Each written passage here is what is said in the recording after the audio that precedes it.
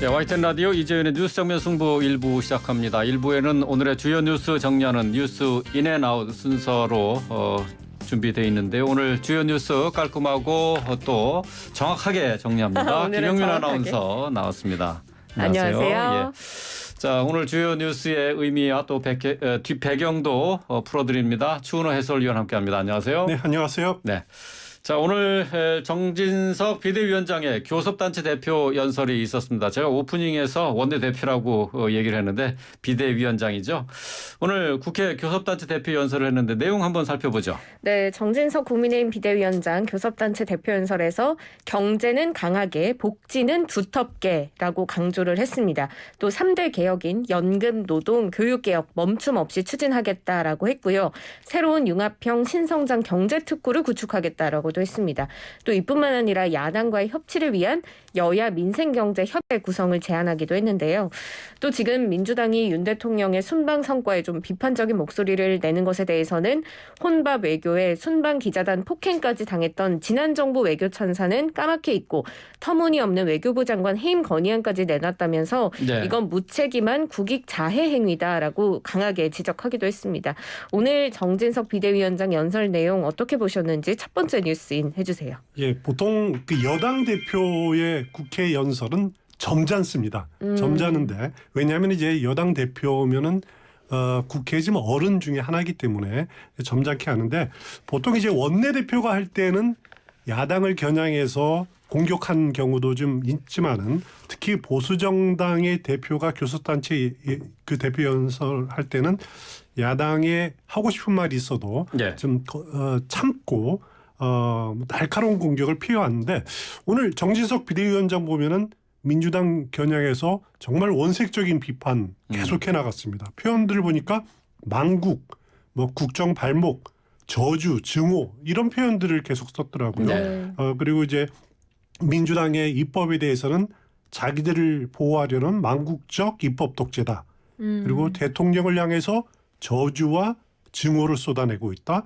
또 무책임한 국익 자해 행위, 민주당의 끊임없는 회방과 어깃작. 심지어는 고 김대중 노무현 전 대통령을 소환하기도 했어요. 과거의 민주당은 결코 이런 모습 아니었다. 지금의 민주당 보면은 김대중 노무현 대통령 무슨 생각하시겠냐라고 이렇게 민주당 의원들을 향해서 물었는데 당연히 민주당 의원들 야유, 고성 이렇게 나오는 그런 반응을 했습니다. 네. 물론 이제 정진석 비대위원장이 야당만을 겨냥한 건 아니고 반성도 하긴 했습니다. 뭐 그 연설 첫 부분에 먼저 이제 국민 여러분께 진심으로 송구스럽다. 그리고 윤석열 정부 초반의 혼란상 여당의 극심한 내용 반성하는 모습도 보이기도 했고 또 그 연설 말미에 보니까 야당과의 협력 가능성도 언급했더라고요. 국회 중진협의회 개최하자. 네. 그러면은 이재명 대표가 제안한 개헌 그리고 선거법 개정 문제 논의할 수 있을 거다 이렇게 제안을 하기도 했습니다만 네. 그래도 큰 기조는 야당 비판이다. 그러다 보니까 민주당 반응이 아주 싸늘했습니다. 네. 그 시종일관 야당 탓만 했다. 무한 책임지는 집권 여당 자세를 찾아볼 수 없었다. 뭐 그리고 박홍근 원내대표는 그 대통령의 그 정당이다. 뭐 이런 식으로 혹평을 하고 있었습니다. 네, 어제 이재명 대표 교섭단체 대표 연설에서 이제 주호영 원내대표는 뭐 유토피아가 될 것 같다 이런 얘기를 한 반면에 박홍근 원내대표는 오늘 연설 두고 하나마나한 이야기들로 가득 채워져 있다 이렇게 좀 혹평을 하기도 했더라고요. 또 하나 눈에 띄는 게 이제 MBC를 향한 발언이죠. 아무래도 정은 비대위원장이 MBC를 향한 좀 비판 수위를 높였는데 대통령은 치열한 외교 전쟁터에서 나라의 미래를 걸고 분투하고 있는데 다른 나라도 아닌 우리나라 언론사가 국기문란 보도를 자행하고 있다라면서 MBC는 대통령이 하지도 않은 발언을 한 것처럼 자막을 조작해 방송에서 한미 동맹을 훼손하려고 시도하고 있다 이렇게 언급했습니다. 예. 사실 여당 교섭단체 대표 연설에서 언론사를 공개적으로 비판한 것 굉장히 이례적인데 어떻게 생각하세요?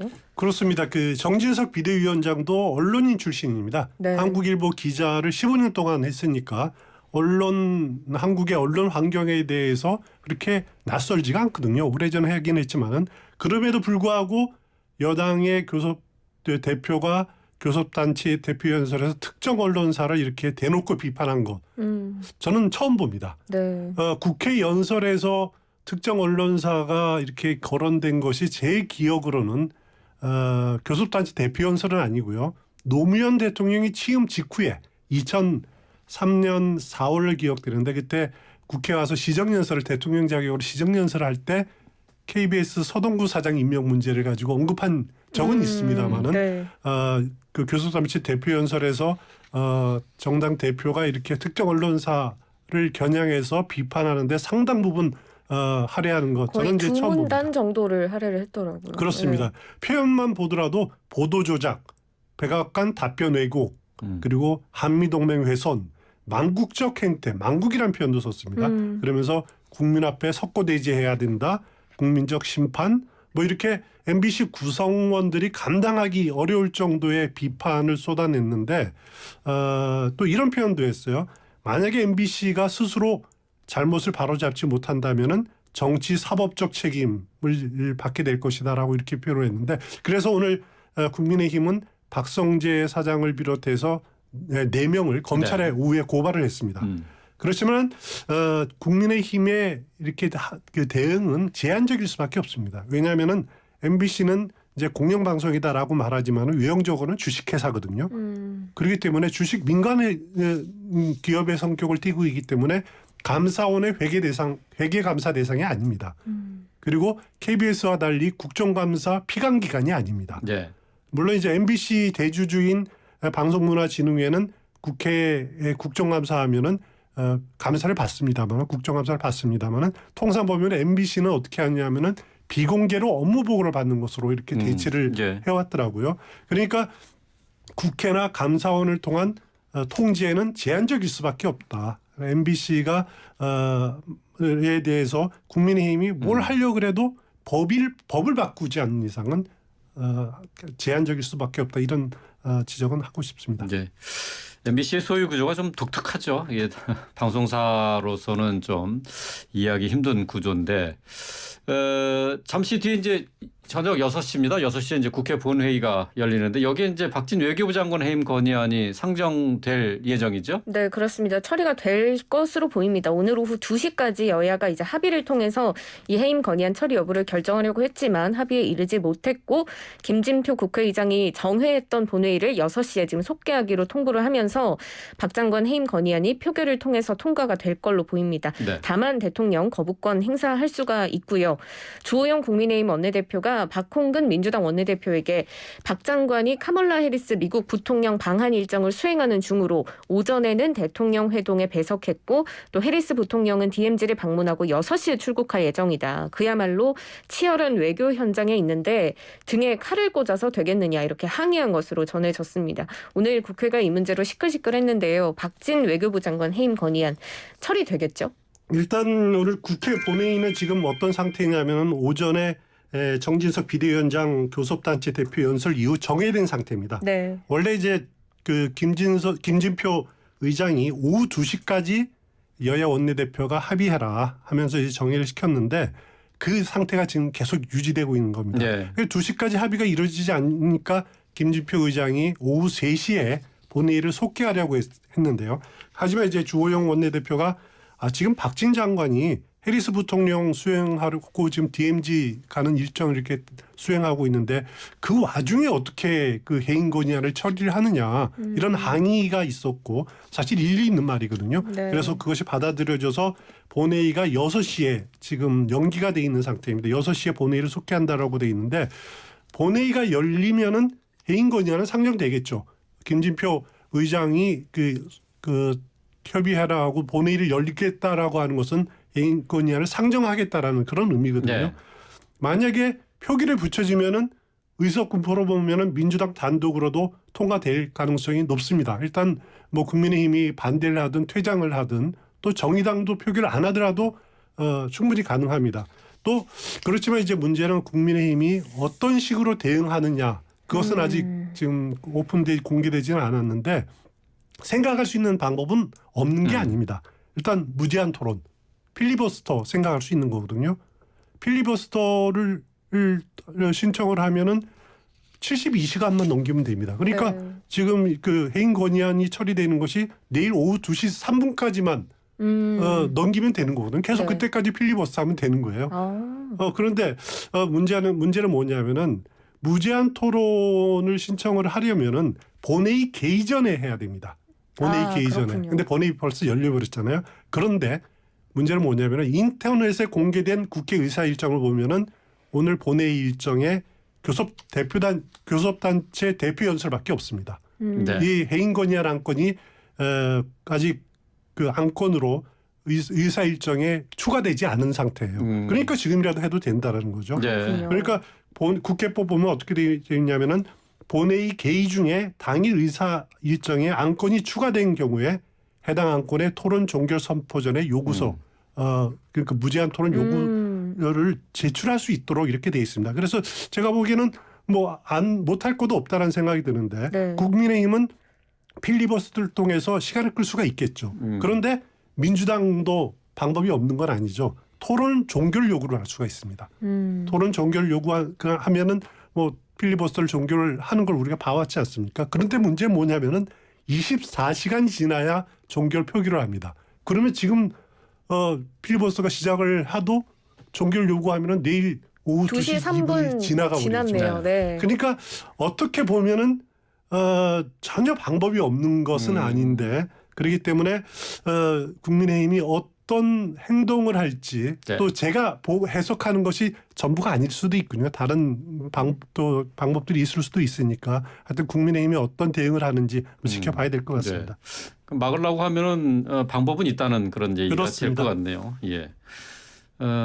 오늘 이제 카멀라 해리스 미국 부통령이 하루 일정으로 우리나라를 찾았습니다. 윤 대통령과 오늘 만남을 가졌죠. 네, 해리스 부통령 일본에서 아베 신조 전 총리 장례식에 참석하는 등의 순방 일정 마치고 오늘 하루 일정으로 우리나라를 찾았습니다. 네. 오전 11시 25분경에 윤 대통령과 회담을 가졌는데요. 윤 대통령 모두 발언에서 바이든 대통령과 지난주 런던, 뉴욕 등에서 여러 차례 만나 한미 동맹 발전 방향에 대해서 공감대를 가졌다면서 우리 국민의 자유, 안전, 번영을 지켜내는 든든한 버팀목으로서의 한미 동맹 계속해서 발전시켜 나가고자 한다. 이렇게 강조했습니다.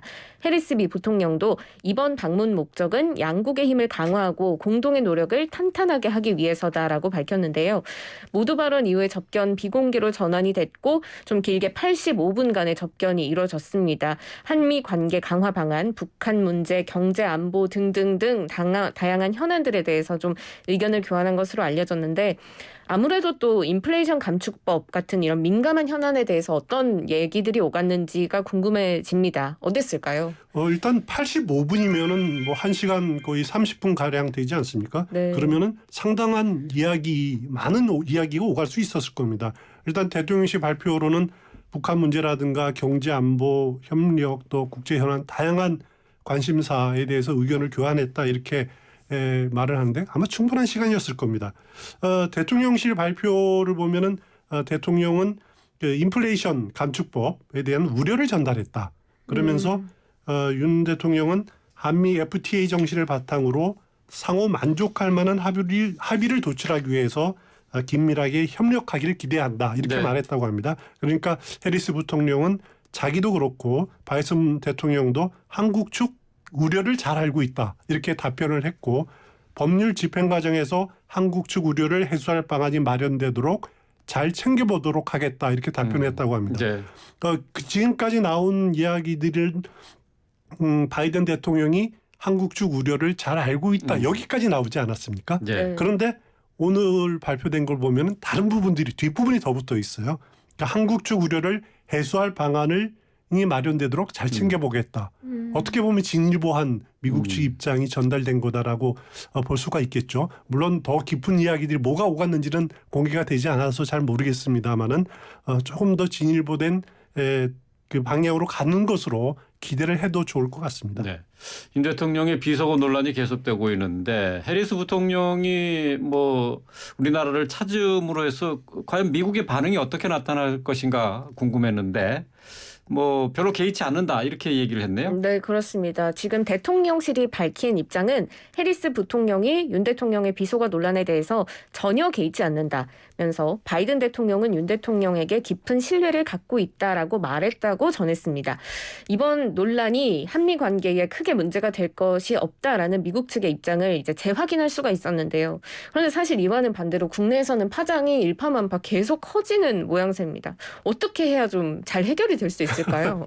참 힘든 이야기입니다. 그죠? 일단 미국 입장은 개의치 않는다라는 거고 네. 그건 이제 우리 대통령실이 윤 대통령의 발언이 미국 의회를 폄하한 것도 아니고 바이든 대통령 겨냥한 것 말이 아니다라고 말하고 있는데 그거 아니지 않느냐? 이렇게 따질 수도 없는 입장이고 네.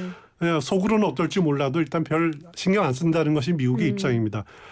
문제는 말씀하신 대로 국내적으로 너무 진영 간 싸움으로 나뉘어져 가지고 해결책을 찾을 수 없다라는 건데 듣고 싶은 이야기만 듣고 또 하고 싶은 말만 하고 상대방 주장에 귀를 막고 있기 때문에 어떤 방법이 있을지 시간이 약이다 이런 말밖에 드릴 게 없을 것 같습니다. 예. 자, 오늘 지금 공석이 오랫동안 지속되고 있는 교육부 장관 후보자가 지명이 됐습니다. 이주호 전 장관 또 경사노위 위원장의 김민수 전 경기지사가 발탁이 됐네요. 네, 그렇습니다. 윤 대통령이 사회부총리 겸 교육부 장관 후보자로 이주호 전 교육과학기술부 장관 지명을 했습니다.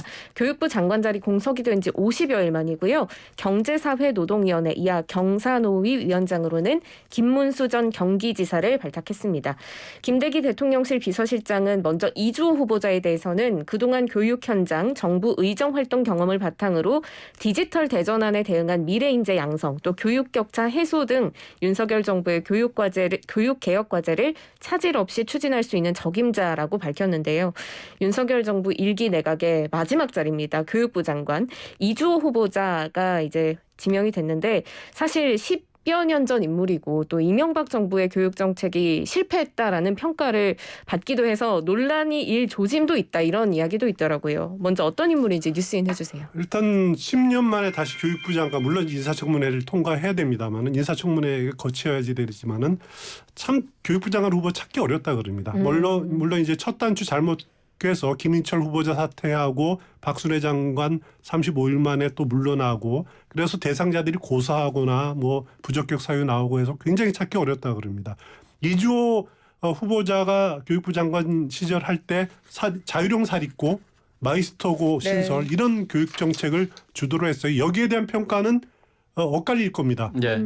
진보 진영은 뭐 잘못됐다라고 주장을 할 거고 아니면 반대쪽은 이것을 없애는 것이 잘못됐다라고 엇갈린 반응이기 때문에 뭐 저는 평가는 유보를 하고 싶습니다만은 학부모 입장도 아니기 때문에 또 면밀하게 들여다보다 보지 않아서 그렇습니다만은 하여튼 그동안의 공백을 잘 좀 메워할 수 있었으면 좋겠습니다. 네. 네, 경사노위 위원장으로는 지금 우리에게 굉장히 친숙한 인물 김문수 전 경기도지사가 발탁이 됐는데 김문수 신임 위원장도 노동계의 적대적인 인물이다라면서 노동계에서 반발하고 있다는 목소리도 있거든요. 어떻게 보셨어요? 일단 김문수 위원장 나올 때 거기에 갸우뚱하는 그런 평들 많았습니다. 근데 김문수 위원장은 분명한 것은 70년대, 80년대 노동운동의 전설입니다. 그러니까 80년대 대학생 위정 취업을 많이 했지만은 그때 전설적인 인물이었다. 네. 그래서 서울노련의 설립 주역이었고 그 뒤를 이은 사람이 심상정이었고 당시 인천노련의 주역은 노회찬, 고 노회찬 의원이고 그래서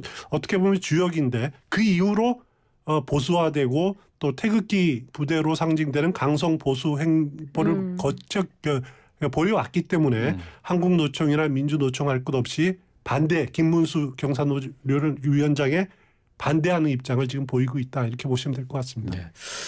뭐 따로 청문회를 거치지는 않잖아요. 그런 자리는 아닙니다. 네. 그냥 바로 근데 경사노위 안에서 그 위원들의 반응이 어떻게 나타날지 이제 그거를 좀 더 지켜봐야 될 것 같네요. 일단 그 경사노위에 지금 민주노총은 참여하지 않고 있고요. 네. 한국노총은 참여하고 있는데 그 한국노총이 계속 참여를 할지 뭐 이런 여부 이것들은 본인이 어떻게 설득하느냐 본인의 역량에 달려있다 이렇게 보시면 될 것 같습니다. 네.